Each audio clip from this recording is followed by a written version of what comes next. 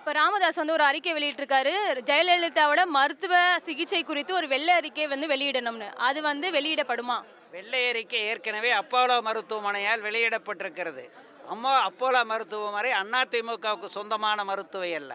அம்மாவினுடைய உடல்நிலை பற்றி இந்தியாவினுடைய தலைமை மருத்துவமனையான உலகிலேயே பெரிய ஆராய்ச்சி நிறுவனமான எய்ம்ஸ் ஆஸ்பத்திரி அதை வெளியிட்டிருக்கிறது.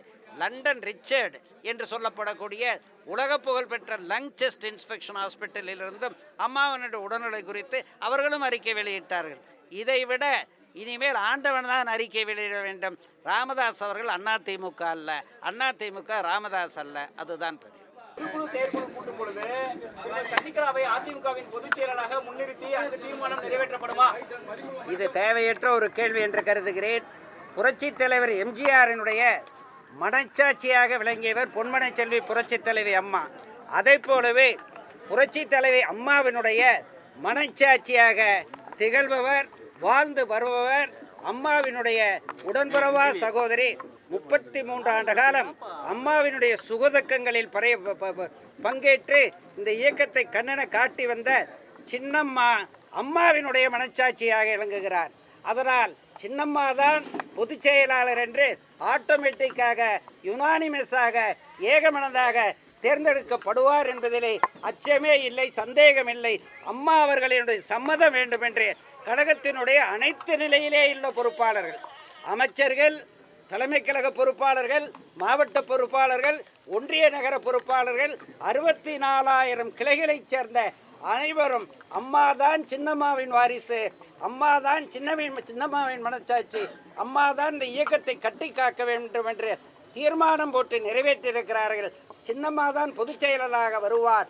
அதற்கு சின்னம்மாவின் சம்மதத்தை வேண்டுகிறோம். இதுதான் நிலை. 1982 பொன்மனை செல்வி புரட்சி தலைவி அம்மாவோடு ஒன்றாக இணைந்து அம்மா புரட்சி தலைவரின் வாரிசாக அரசியலிலே உச்சநிலைக்கு வருவதற்கு அச்சாணியாக ஆணிவேராக செயல்பட்டவர் நமது சின்னம்மா அவர்கள். ஜெயலலிதா அம்மாவினுடைய பேரவை துவக்கப்படுவதற்கும் அந்த பேரவை வளர்த்தப்படுவதற்கும் 30 லட்சம் உறுப்பினர்களே இருந்த அதிமுகவை 1.5 கோடிக்கு மேற்பட்ட உறுப்பினர்கள் கொண்ட ஒரு மாபெரும் ஆலமகமாராக வளர்த்தியதற்கும் அம்மாவோடு தோளோடு தோள் நின்று உறுதுணையாக நின்று இரவு பகலென்று பாராமல் உயர்த்தியவர் சின்னம்மா அவர்கள்.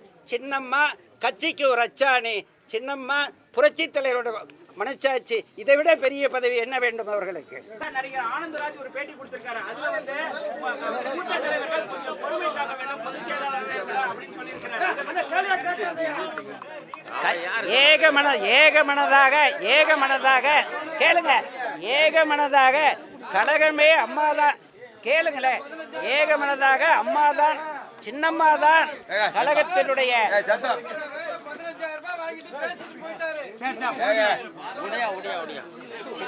சின்னம்மாதான் கழகத்தினுடைய காவல் தெய்வம், அம்மாவினுடைய வாரிசு என்று ஏகமனதாக கழகத்தினர் தீர்மானம் போட்டுவிட்ட பிறகு வேறு பேச்சுக்கே இடமில்லை. இதுதான் நிலையான உண்மை. கஷ்டப்பட்டிருக்கிறார்கள். அம்மாவோடு சிறையிலே பலவித இன்னல்களை அறிவித்திருக்கிறார்கள். அம்மா பட்ட துயரங்களில் முழுக்க பங்கேற்று தியாக வாழ்க்கையை மேற்கொண்டு தனியாக செயல்பட்டு குடும்பம் பாசம் என்பதையெல்லாம் துறந்துவிட்டு அம்மாவே தான், அம்மாவே தெய்வம் என்று அம்மாவோடு வாழ்ந்த அவரை விட சிறந்தவர் யாரும் இல்லை என்பது கழகத்தின் ஏகமனதான ஒரு முடிவு.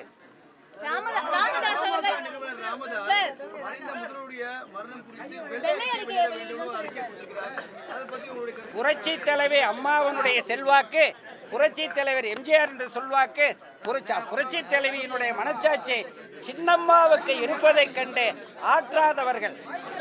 கழகத்தினுடைய 64,000க்கு மேற்பட்ட அமைப்புகளும் சின்னம்மா என்று அழைக்கின்ற நிலையைக் கண்டு பொறுமை கொள்ளாதவர்கள், பொறாமைப்படுபவர்கள். அம்மா அவர்களே எல்லா காலத்திலும் எனக்கு தெரிந்த வரைக்கும் அம்மாவிட ஒரு பிரச்சனைகளை பேசுகிற போது அன்போடு சொல்லுவார், உரிமையோடு சொல்லுவார்.